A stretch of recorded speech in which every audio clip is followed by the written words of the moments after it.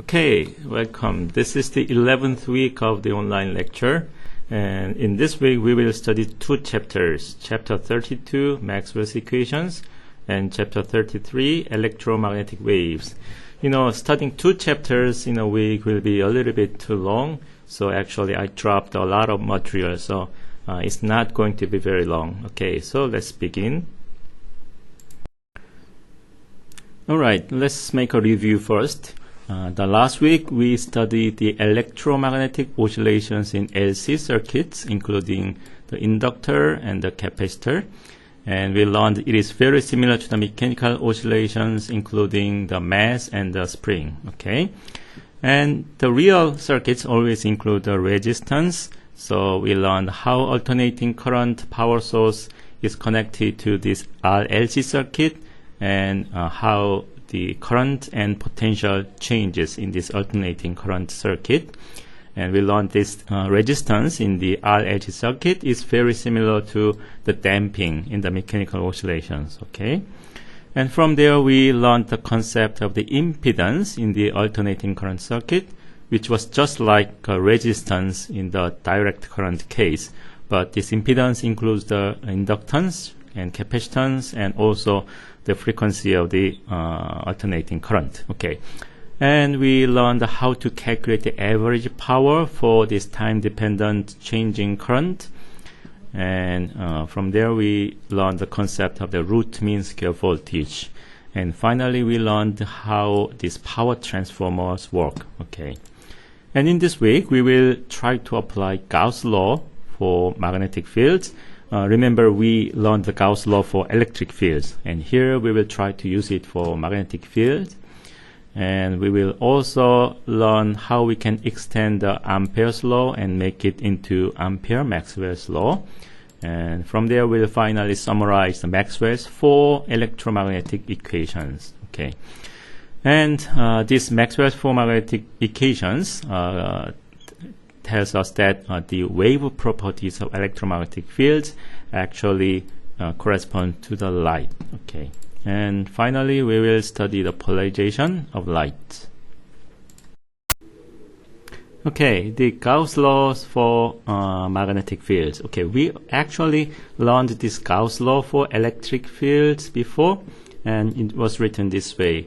The electric field flux, which is the integration of the electric field over a closed surface, in this case was proportional to the total amount of charge enclosed by this closed surface. And the proportionality constant was inverse of this permittivity constant, right? Okay. And there we have seen this figure, which shows you an example of this positive charge and negative charge. And depending on where you form this Gaussian closed surface, and then the integration of the electric field was proportional to how much charge you have inside. We don't have to go through this all, but I would like to point out this particular example. Here, if you enclose both positive and negative charges, in some area the electric field is going out, and in some area electric field is going in. So therefore, the total integration of the electric field actually becomes zero, which is equal to the summation between positive charge and negative charge, right? I hope you remember them all. Okay. And now we are actually going to apply this Gauss law for the magnetic field. The electric field lines and magnetic field lines look the same. So we could draw it exactly the same way. Therefore, we can actually apply this Gauss law for the magnetic fields or magnetic charges as well. Okay. And actually, there's one very important thing we have to realize. In the case of electric charges, either positive or negative charges could exist by themselves, right? But in magnetic field case, however small Gaussian surface you may choose, there will always be north pole and south pole together. And it is because if you cut down the magnet, you can never separate the north pole from the south pole, and you will always create pairs of North Pole and South Pole, right? So therefore, it's just like having positive and negative charges together inside the Gaussian surface, however small the Gaussian surface may be. So therefore, if you apply this Gauss law to the magnetic field, which means that you are integrating the magnetic field over a closed surface, then you will always get 0. Okay, this is the case for any magnetic field. So this is actually easier than the electric field case, right? Because you don't have to calculate the magnetic charge, because they are North Pole and South Pole will always be together. Okay.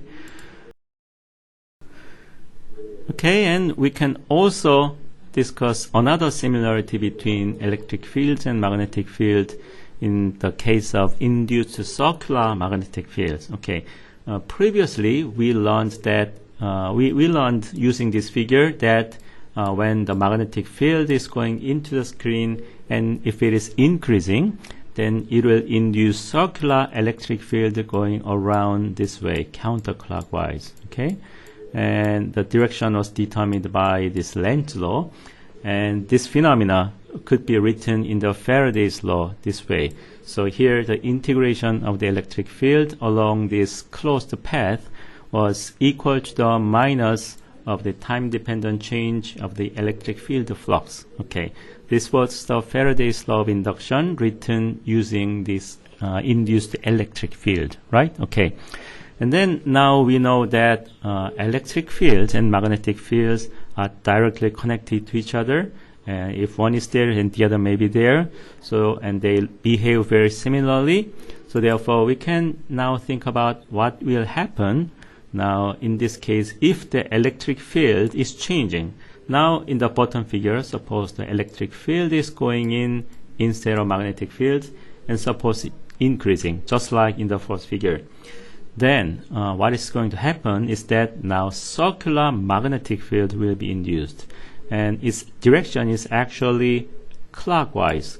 So it's different from the direction of the circular electric field, right? Okay, this is the probably the only difference between the induced circular electric field by the magnetic field and the induced circular magnetic field induced by changing electric field. Okay.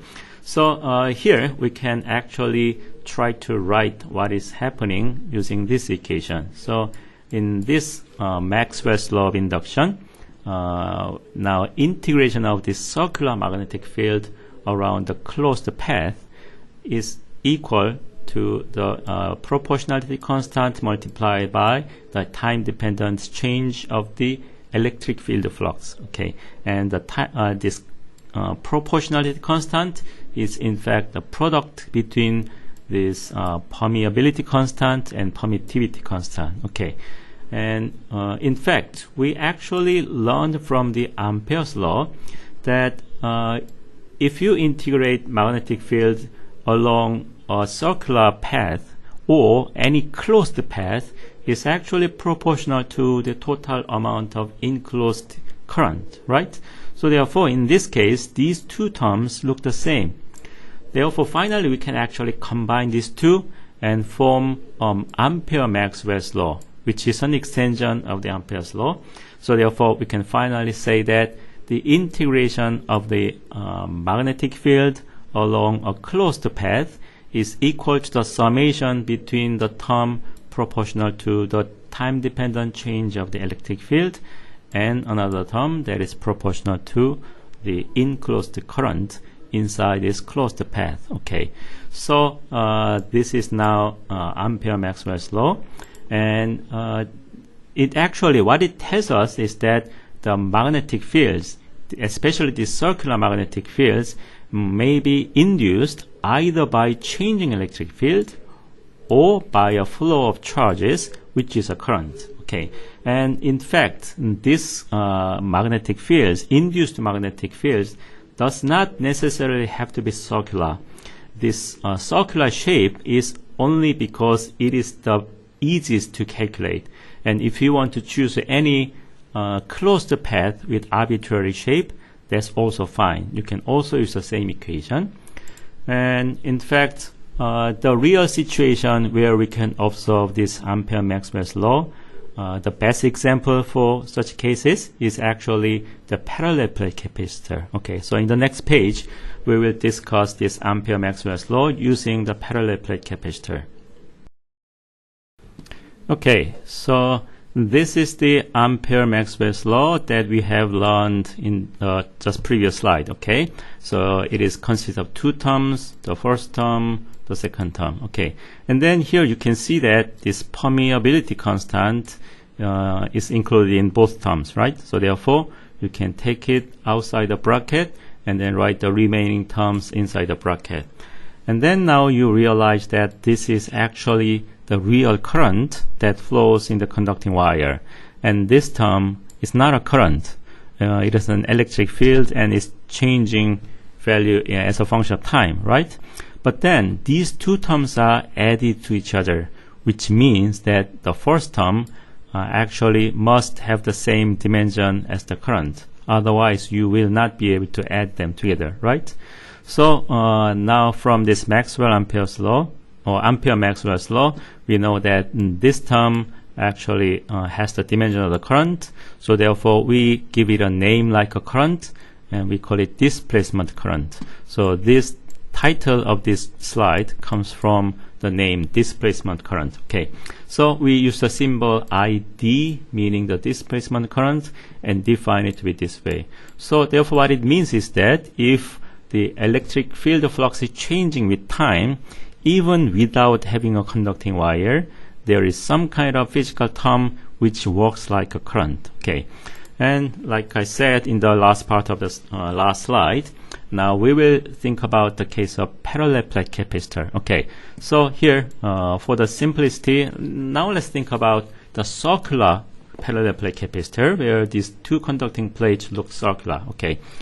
And then previously we learned that actually charges cannot go through between these two plates because it's disconnected. But even then, during the short period of time when this capacitor was charged or discharged, the current could flow, right?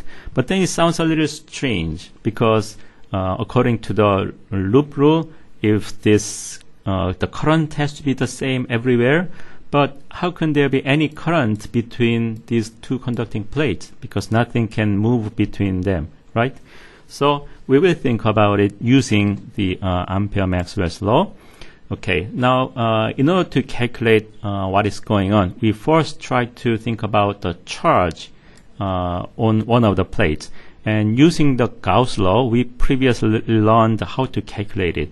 And it was related to the electric field between the two plates this way. Okay, this is what we learned from the Gauss law. Okay, and then for this charge to be charged on the plate, now current has to flow in, which means the charge has to move. And then how much current is flowing? Of course, we can simply take the time derivative of the charge and get the value of the current, right? Okay. And here, of course, the permittivity constant is just a constant, and A is the area of the capacitor, so therefore it doesn't change with time, and only the electric field will change with time. Okay. And then, now, from the definition of the displacement current, we can actually try to think about what is happening between the two plates, because that is where this electric field is, right? So therefore, according to the definition of the displacement current, it was permittivity constant multiplied by the time-dependent change of the electric field flux. And electric field flux is, of course, electric field multiplied by the area. So the area comes out, and then the final result looks exactly the same as the current that was flowing into this capacitor, right? So what it actually means is that this displacement current, even though there is no conducting wire between the plates, this displacement current is actually equal to the amount of current flowing into the capacitor, right? Okay, so therefore, now what it means is that the displacement current can be considered as a continuation of real current from one plate to the another, even though actually charges are not moving between the plates. Okay, so that is how important this Maxwell-Ampere's law or Ampere-Maxwell's law is, and it explains what is happening between the conducting plates. Okay, so and from there, actually in the classroom lecture, we will study it in a little bit more detail, and then we will try to think about what are the magnetic fields inside and outside the circular parallel plate capacitor, which is being charged, and we will also learn how it is related to the magnetic field around the conducting wires. Actually, please think about it by yourself at home, and in the classroom I will explain it.